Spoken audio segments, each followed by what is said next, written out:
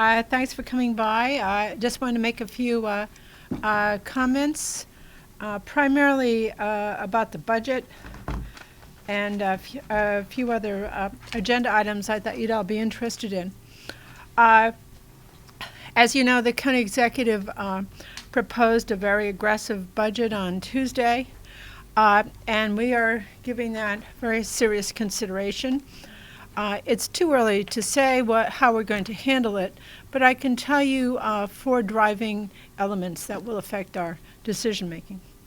One question is, what does this budget do for class size? What does this budget do for the achievement gap? What does this budget do for fiscal sustainability going into the future? And what does it do for affordability for our residents?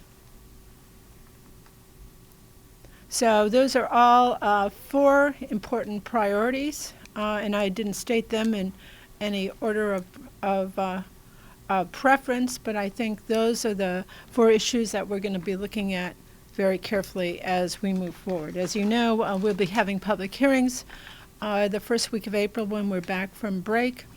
And then we will get into this big time in our committees. Final decision on the budget will be reached by the end of May. So there's a fair amount of lead time between now and then, but those are the, I think, the 4 themes that you will hear over and over again in the course of our assessment of this. As you know, we're looking at sluggish growth in the economy. The county executive noted that in his transmittal. And we will have a bigger briefing on our fiscal futures and assessment on April 12th. Of course, we always have the advantage of taking up the budget after the General Assembly has finished its work, so there may be some changes that will be worked into the budget based on their decision, but it's a little early to say about that. But one of the concerns is that we are asked to approve a tax increase while at the same time pretty much funding the same level of service, particularly in MCPS.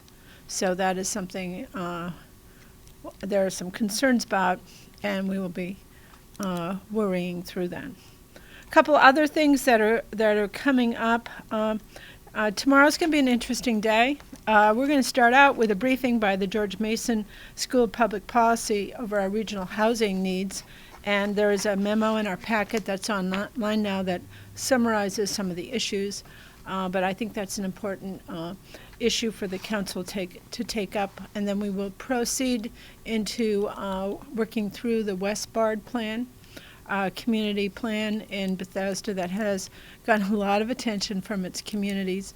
The committee that I chair, the Planning, Housing, and Economic Development Committee, has made a number of changes to the Planning Board's recommendations, and we will share that with our colleagues on the council tomorrow and see what their reaction is. That will just be a work session. We'll be taking straw votes, but it will not be the final vote on that. And the third item, I think of great interest, well, everyone's been following what's happening in Flint, Michigan. With respect to lead in the water. On Thursday, we're going to have a briefing by our staff and by county staff, and I think WSSC will be here over whether our residents have any need to be concerned about lead in the water here in Montgomery County. The issue in Flint was whether the authority in charge of water distribution had put the appropriate chemicals in the water to guard against lead leaching into the water. And that's something I know our residents are interested in as well. We'd taken that up some years ago when we were dealing with pinhole leaks in copper pipes, but we haven't really talked about this issue in light of what's happened in Flint. And as they are noticing in many places throughout the country. So there's some chemical interaction issues that are there that we will learn more about on Thursday. So I think that's something that you may want to follow up on. And I think a matter of community interest. There's no, as far as I know, there's no reason to be concerned at this point, but it is an information question, and we have gotten some questions from community members about that and how to measure lead in the water and the like. So we'll get some better information on that on Thursday. And so those are the three things I wanted to describe to you, and I'm open for any questions. Council President Floreen, when you said we have been asked to consider raising taxes, asked by who when you were talking about the school system? The county executive has proposed a tax increase. Do you support raising taxes? We'll see what we do. I am not in a position to say one way or the other. The real question is, what do our residents get as a result of that? Is it fiscally sustainable, and is it affordable by our residents? As I mentioned, there are a variety of competing issues there that we're going to work through. Council President, what's the status of the General Assembly bill regarding the wind case? From what I understand, it's moving along in terms of delaying our obligation to have to repay that money in the coming fiscal year. I'm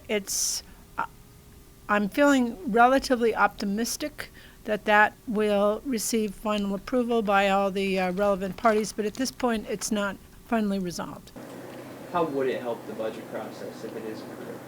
Well, our calculation is that it would relieve the current pressure on the fiscal 17 operating budget by $33 million. Yes. Mr. Farber. So that would eliminate, that would lighten the burden.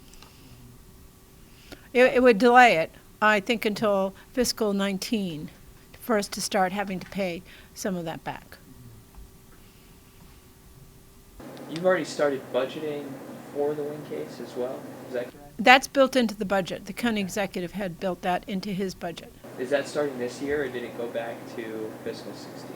Well, what we are experiencing, it will be a reduction in revenue as a result of the wind case, which is calculated to be about $16 million a year. Is that correct, Mr. Farber? Yes, it originally started out at a $76 million hit in fiscal 17. That was revised because of the controller's actions to $50 million.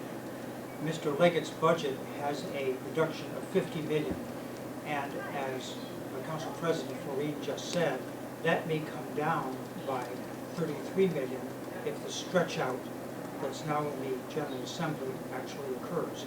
So our hit in fiscal 17 would be only 16 million. The payback is the issue, and that's the 33 million. That Yes, is that the would be payback. stretched out. Yeah.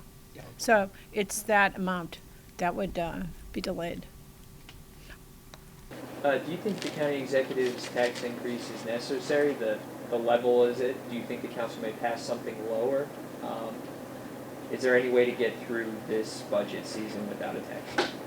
Well, I think everything is on the table. And how we resolve that, of course, will be up to 9 of us. So I can't, my crystal ball isn't operative right now. So I can't tell you what we're going to do precisely. We're going to be very careful about it. And there are many moving parts. I say one of the issues for us, and if you read the county executive's transmittal, he alludes to the fact that there's a continuing problem. And the question for us is how can, I'd like to think that whatever decisions we make this year will affect the long-term fiscal affordability of our operating budget. So basically, the goal this year is to try to make sure that you're not constantly struggling to balance. Well, I don't want to kick the can down the road to next year. Let's put it that way.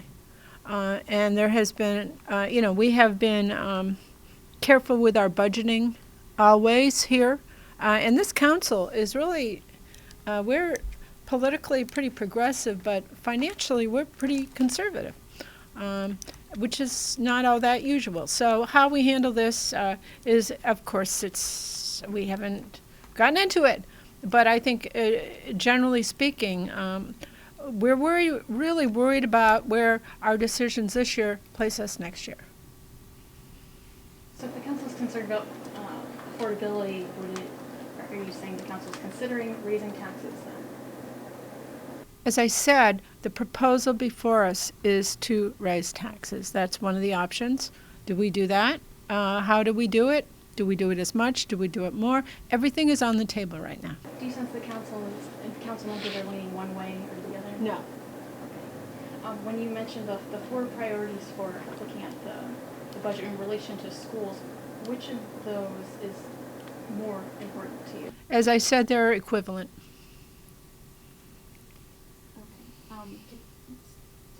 Can I get a question on, last week there was a discussion, a long discussion on the purple line, and there were a number of council members who seemed to suggest that the state was simply shoveling more expense onto the county.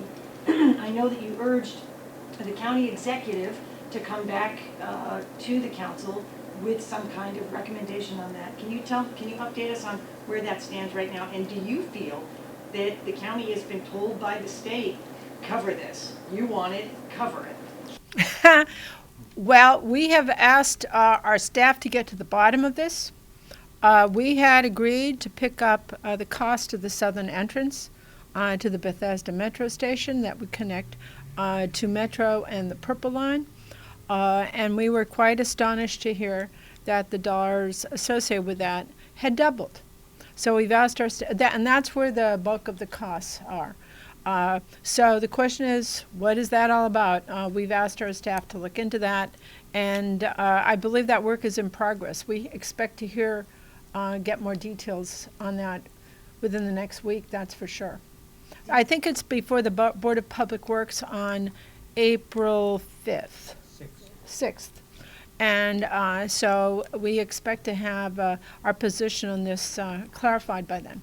Do you feel that the county executive is fighting hard enough for Montgomery County on that point? Well, the council is certainly going to fight hard on the question of what's the appropriate allocation of costs. But we have to do that based on good information, and that's what we are seeking right now. Have you received any details as to why that cost has doubled? I've asked MTA as well, and they've said nothing back. Well, I don't know. I understand that there have been some staff, there was going to be a staff level meeting last week, and I don't know where that has, what information that generated. There was an expectation that would take a bit to sort this out. Remember, we now have a private partner in all of this. And so who is in control of what information is something that I cannot speak to. Ms. Floreen, the release given out by the state of Maryland said that the proposal approved with Purple Line Partners was saved millions of dollars, and yet Montgomery County is paying the same, if not more.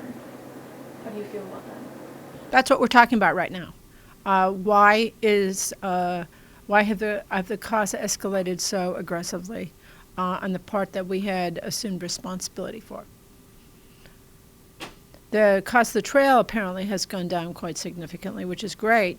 And again, we want to know what value engineering has been undertaken to get it to that point as well. The devil's in the details in this stuff. And we expect to have better information. We expect to have a briefing on this, I think, on April 4th. April 5th. April 5th, on the Monday? No, Tuesday. I think we were going to do it on. Well, Actually, I think you're right. I think it's April 4th that we've scheduled, I've scheduled an update for the full council on the, that Monday. That's right. Yeah, it's a full Before the full council on what we're talking about in terms of whether there are any changes and this other element as well. So it's obviously going to take a little while to sort this out. And if you're not getting the answers, I hope our staff is doing better. When you say staff level meetings, can you define what are you talking MTA staff with council staff with DOT staff?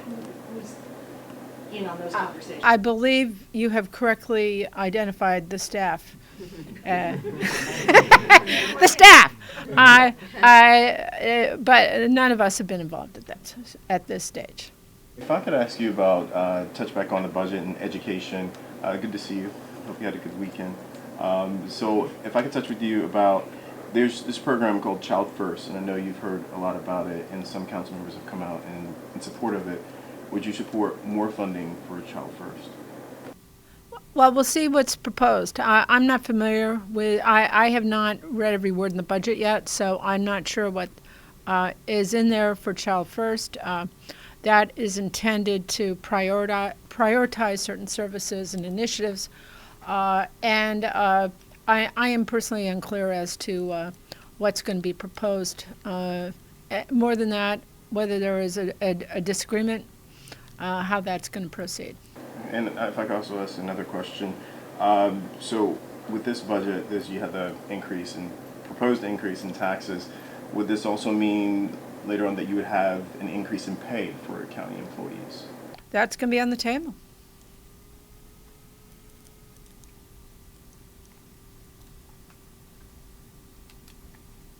I don't think the council wants to put itself in a position of approving a big property tax in 1 year and then being asked to revisit, have another property tax increase next year.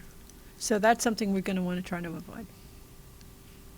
But again, I can't speak. I cannot tell you what my crystal ball is going to say, and it's not operative right now. Are you familiar with the way Prince George's County Executive Rusher Baker tried to raise taxes in his county last year by allocating the increase all to education, saying that it wouldn't require over the charter limit, which would require all the council to vote for it? You would only need a majority vote of the council. Has there been talk about that? I know Patrick Blaisfield mentioned it when Leggett first introduced his budget, that maybe this might be the reality this year in Montgomery County. I don't think, it is not my recommendation that the council play games with the charter limit vote. I think that makes us susceptible to a lawsuit, and I think it is not good government. I'm very sympathetic to what the county executive in Prince George's County attempted to do last year. But his council clearly had the same kinds of issues as we do, which is what is affordable to our residents. And what is our long-term responsibility? How does this affect our long-term obligations? Our recurring costs are significant, and we need to look at those very carefully.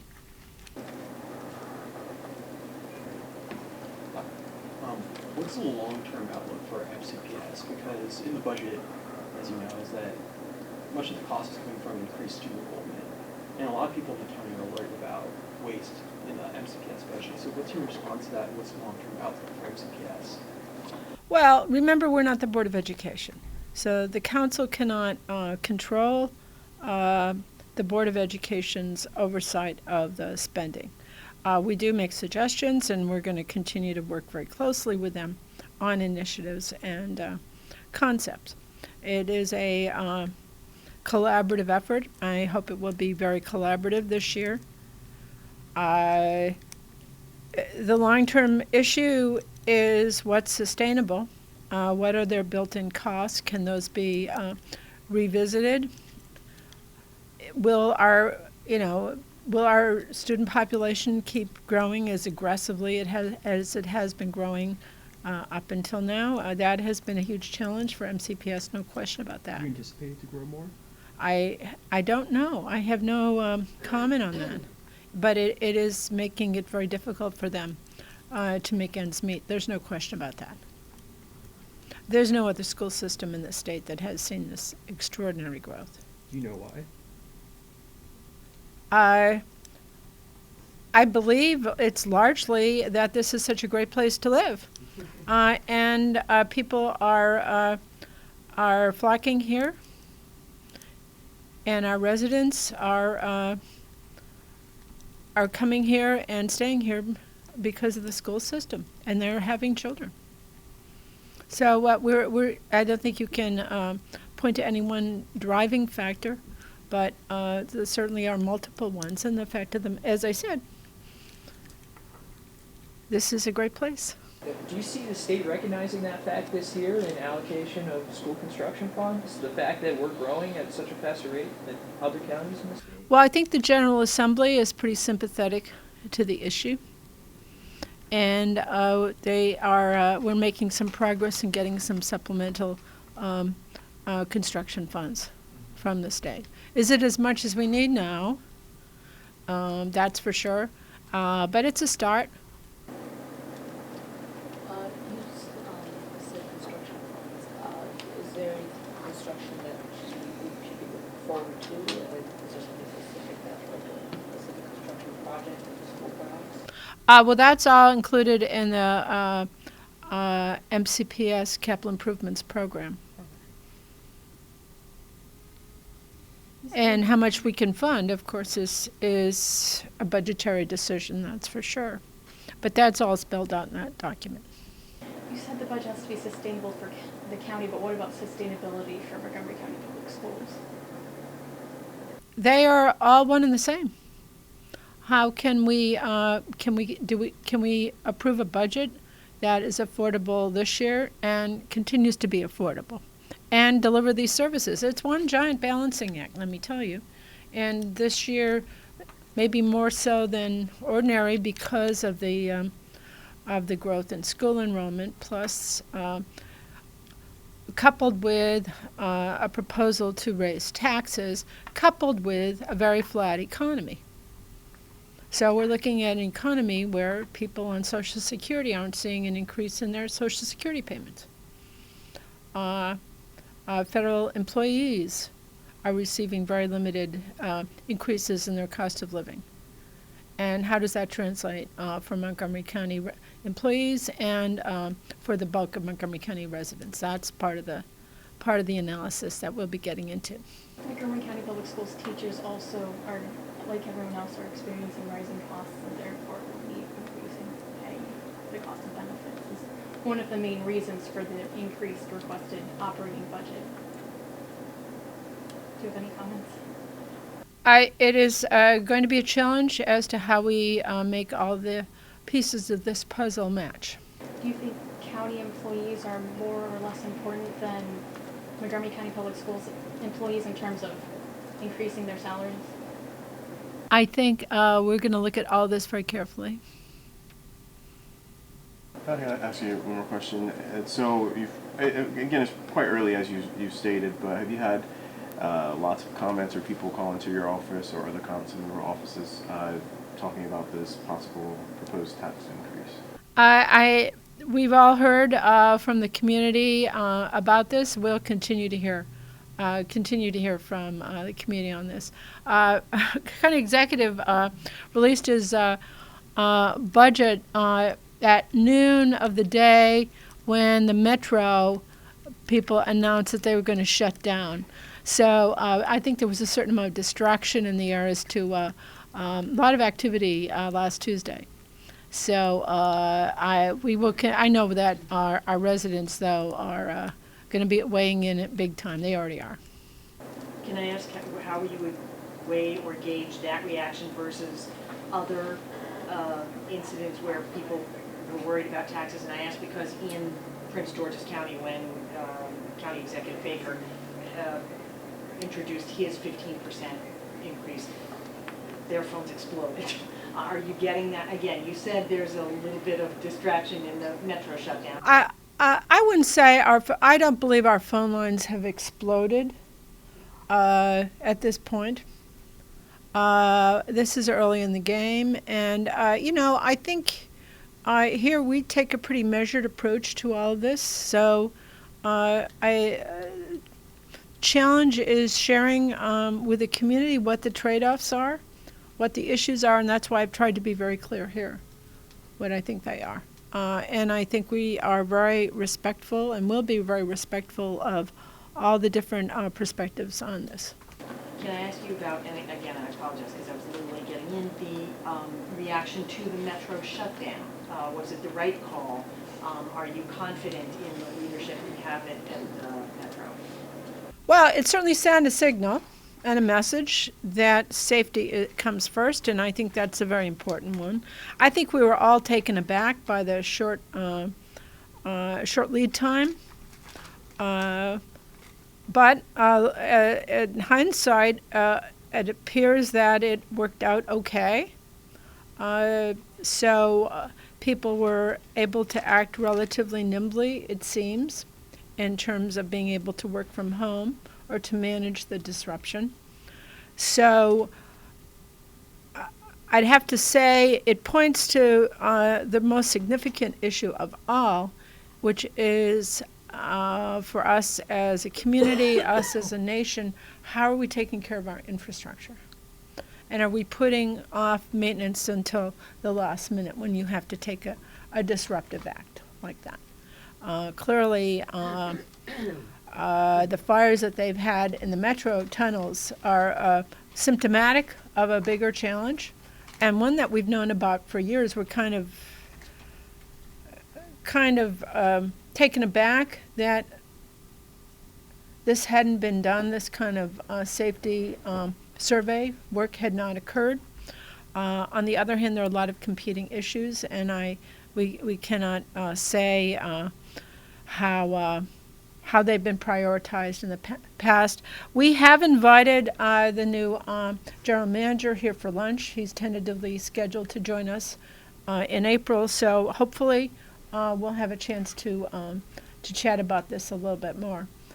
He has great experience in the area, certainly of the BWI, and so he's attentive to serving a large community of interests and focusing on setting priorities. So I suspect Metro has the same kinds of issues as we do in terms of how you balance their competing priorities. And just on one other different topic, did you happen to read the Baltimore Sun investigation into taser use in Maryland? I'm not familiar with how they've addressed that, so I can't help you there. Montgomery County Police were a big part of that article, and deaths resulting from taser use. And so I was going to ask about that, but if you hadn't read it, then Yeah, I'll give you a chance to look at that. not up to speed on that. Okay, thank you very much.